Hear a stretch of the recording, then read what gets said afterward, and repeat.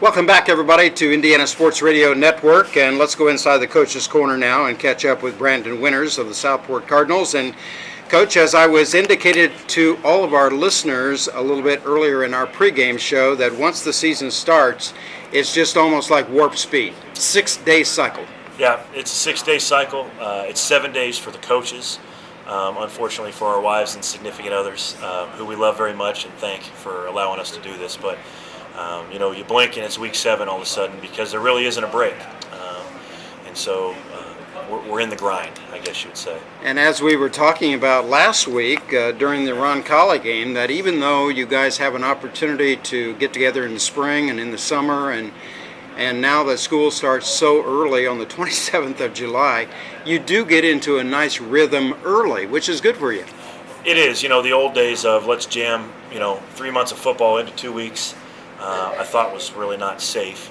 And then, it's like the third day of school and you're playing a game. And it's really tough on the kids because they're getting acclimated to an entire school day. And so I think, honestly, the way we do it now is ideal. The kids get a couple weeks getting used to going to school and going to practice. And we kind of hit the ground running once the games start. We can visit just for a moment here on the game 1 with Roncalli. And first of all, Roncalli is an excellent football team fundamentally, and we all got to start somewhere. But I'm sure that your coaching staff and the team put that pretty much in their rearview mirror immediately. Yeah, you have to. I mean, they're a very good football team, and I thought they played well.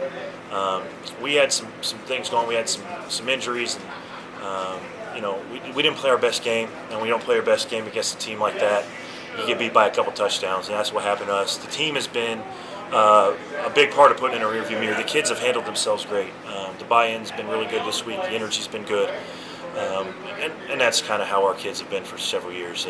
We're not happy about it. We want to learn from it, but we're on to Westfield. We're ready for the next challenge. In those game 1, there's always a little bit of jitters there, but I thought you guys performed very well in that first quarter, was able to move the football and stopped Roncalli, and you got your first field goal from Hunter. Yeah, truthfully, I thought we controlled the game, and we knew that they would want to take away the pass.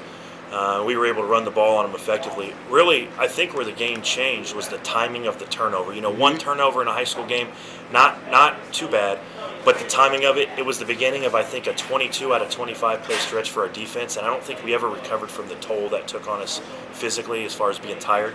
And it put us behind to where we had to throw, and we became one-dimensional. But I thought the kids came out well, and we weren't able to adjust to what they were doing to us in the second half. During a 9-week regular season schedule, each and every day, it's not just week, that you and the coaching staff and the players themselves are kind of evaluating where you are in the game, and it's almost like taking an exam every week. It is.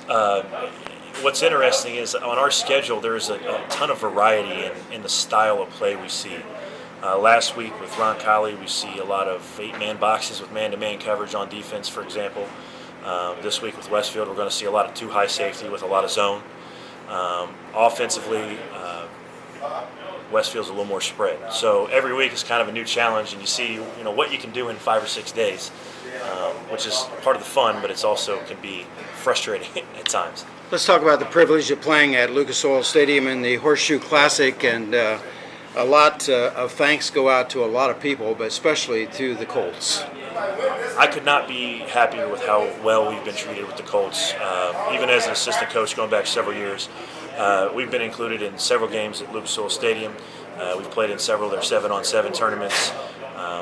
We've won some of their contests for money for the program, and they have been a class act all the way through, and they have been a big part of Southport High School's success in football just by giving us a chance for our kids to do things on the biggest stage, and we really appreciate that. And the partnership, obviously, between the Colts, the IHSA, and then all the partner schools is so attractive, because when you look at other states, this doesn't happen in other states at the big arenas. Yeah, not that I'm aware of. I know that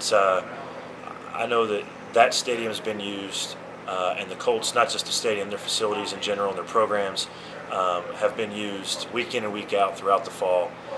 It's good because it gives kids an opportunity to do something that they normally wouldn't get to do. But it also, I think, kind of brings the community together, and they get to kind of feel part of the organization, which is really special.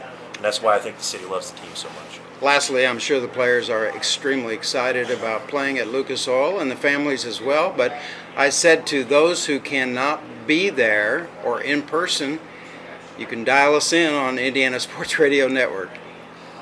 From what I hear, it's a heck of a broadcast. It is. Unfortunately, I don't get to take it in. We have a good time, and we're just pleased to be a part of Southport High School. So good luck tonight, Coach. Thank you. Appreciate it.